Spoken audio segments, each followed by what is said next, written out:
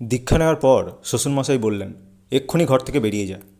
কি হলো তারপর জানতে হলে ভিডিওটি দেখতে থাকুন। ঘটনাটি লিখেছেন শ্রীমতী রাসমণি কোলে। 1992 সালে 26শে ফাল্গুন বাঁকুড়া জেলার জয়পুর থানার অন্তর্গত কলাবনী গ্রামে তার বিয়ে হয়। স্বামীর নাম শ্রী গোপাল কোলে। খুবই দুঃখের সংসার, বহু দুঃখ কষ্টের মধ্যে দিয়ে তাদের দিন কাটে। 1993 সালের 6ই ফাল্গুন তাদের প্রথম কন্যা সন্তানের জন্ম হয়। তার নাম রাখা হয় শ্রীরূপা। তারপর 1994 সালে ভাদ্র মাসে জন্মাষ্টমীর দিন তাদের স্বামী স্ত্রী দুজনেরই দীক্ষা হয়। দীক্ষা গ্রহণের কয়েক মাস পরেই তার স্বামী ঠাকুরবাড়ি দেওঘর যান এবং ঠাকুরবাড়ি থেকে ফিরে এসে নিরামিষ খেতে শুরু করেন। স্বামীর দেখা দেখি স্ত্রীও নিরামিষ খেতে আরম্ভ করেন। কিছুদিন পরে 1996 সালে 1 এপ্রিল দুজনেই শ্রী ঠাকুরের পবিত্র স্বস্তিনী ব্রত গ্রহণ করেন।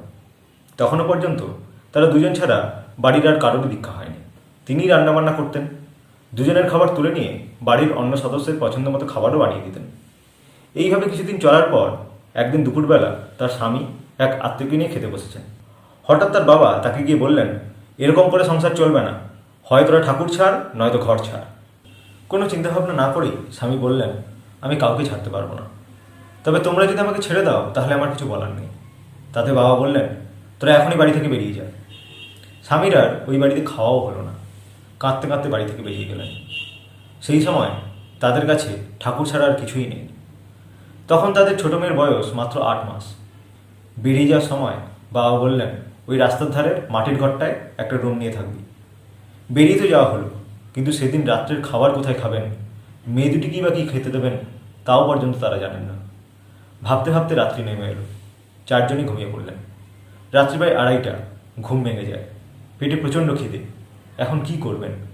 স্বামী বললেন, ঠাকুরের বলা আছে ইষ্টভীতির আগে কোনো কিছু খাওয়া যাবে না।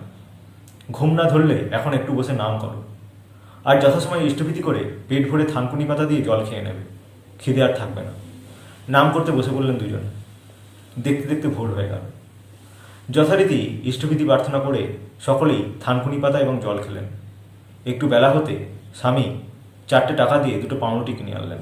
4জন মিলে তারা একটি পাউরুটি খেলেন, আর অন্যটি রাতের জন্য রেখে দিলেন। এইভাবে 2টি দিন কোনো মতে কেটে যায়। গ্রামের এক দাদা, সুশীল কোলেদা, বাড়ির লোকজনদের লুকিয়ে একটি কেরোসিন স্টোভ, একটি ছোট হাঁড়ি, কিছু চাল, কিছু মুড়ি দিয়ে যান। তাদের এই অবস্থা দেখে তার শাশুড়ি মায়ের খুব কষ্ট হয়। উনিও বাবাকে না জানিয়ে কিছু চাল, ডাল, মশলাপাতি দিয়ে যান। এইভাবে প্রায় 10 দিন কেটে গেল। 10 দিন পর বাবা এলেন। তার স্বামীকে ডেকে বললেন, কিছু জায়গা নিয়ে নিজেরা চাষ করে খাবে যা, কিন্তু আর 2 বছর ওই ঘরে থাকতে পারবি, তারপরে ওই ঘরটাও ছাড়তে হবে। স্বামী পাম্পসেট সারানোর কাজ কিছুটা জানেন। তারা দুজনেই চাষের কাজ করেন এবং মাঝে মধ্যে স্বামী পরের বাড়িতে মেশিন সারাইয়ের কাজ করতে যেতেন। কিন্তু 2 বছর পরেই তো বাড়ি ছাড়তে হবে, কিছু তো একটা দরকার। কি আশ্চর্য, ঠিক 2 বছর পূর্ণ হওয়ার আগেই 1999 সালে 25শে জুন তার স্বামী বিষ্ণুপুর সার্কেলের বাগডোবা প্রাথমিক বিদ্যালয়ে সহশিক্ষকের চাকরি পেয়ে গেলেন। সবার মনে তখন ভীষণ আনন্দ। বাড়ির লোকেদেরও আনন্দের সীমা নেই। মেয়ে দুটি আস্তে আস্তে বড় হতে থাকলো। পড়াশোনাতে 2টি মেয়েই ভালো। চাকরি পাওয়ার 3 মাস পরে স্বামী শ্রী আচার্যদেবের আশীর্বাদে একটি বাড়ি করেন। আচার্যদেব সেই বাড়ির নাম রাখলেন সুরজিৎ। এদিকে শ্রীমতী রাসমণি কোলে নিজেও 1889-90 সালে বেসিক ট্রেনিং নিয়েছিলেন। 1999 সালে শিক্ষকতার কাজের জন্য পরীক্ষাও দিয়েছিলেন, কিন্তু কোনো সুযোগ পাননি। 2003 সালে পুনরায় শিক্ষকতার কাজের জন্য পরীক্ষা দেওয়ার একটা সুযোগ আসে। পরীক্ষা দিয়ে আসার পর তার স্বামী তাকে বলেন, পরমপিতার দয়ায় এবার তোমার চাকরিটা হবেই। যাই হোক, পরীক্ষা দেওয়ার পর প্রায় 4 মাস কেটে গেল। ডিসেম্বর মাসে প্রকাশিত হয় প্রাইমারি স্কুলে কিছু শিক্ষক শিক্ষিকা নিয়োগ করা হবে। আবার তার স্বামী তাকে জোর দিয়েই বলতে থাকলেন, তোমার চাকরি হমার প্রাথমিক বিদ্যালয়েই হবে, এটিই আমার বিশ্বাস।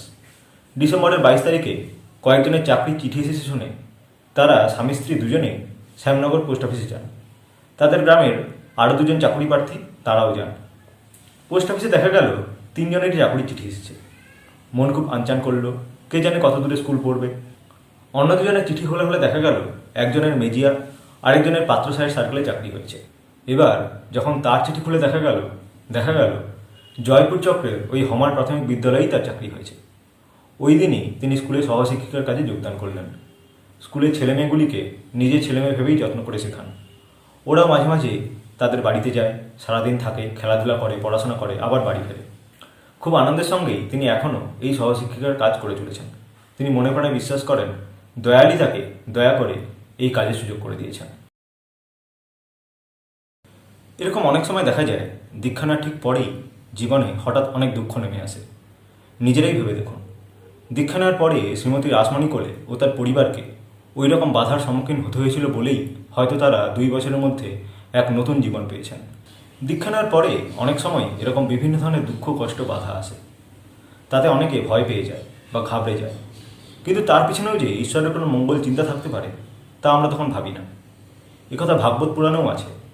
নারায়ণ তার অপার কৃপা বর্ষণের আগে তার ভক্তকে তৈরি করেন কিছু দুঃখ কষ্ট দিয়ে, এবং সেই সময় বহু আগাম কর্মফল অল্প সময়ের মধ্যে খুব দ্রুত ক্ষয় করে দেন, এবং সেই বাধাকেই মানুষ চাইলে সিঁড়ির মতো ব্যবহার করে উপরে উঠতে পারে, এবং যে সেই বাধাগুলিতেও বিশ্বাস না হারিয়ে তাকে আঁকড়ে ধরে থাকেন, তিনি কিছুদিন বাদেই তার অপার করুণা উপলব্ধি করতে পারেন কার্যকারণ সহ। ঠাকুর সত্যানুসরণেও বলেছেন, যদি সৎচালক অবলম্বন করে থাকো ভয় নাই, মরবে না, কিন্তু কষ্টের জন্য রাজি থেকো। জয় গুরু।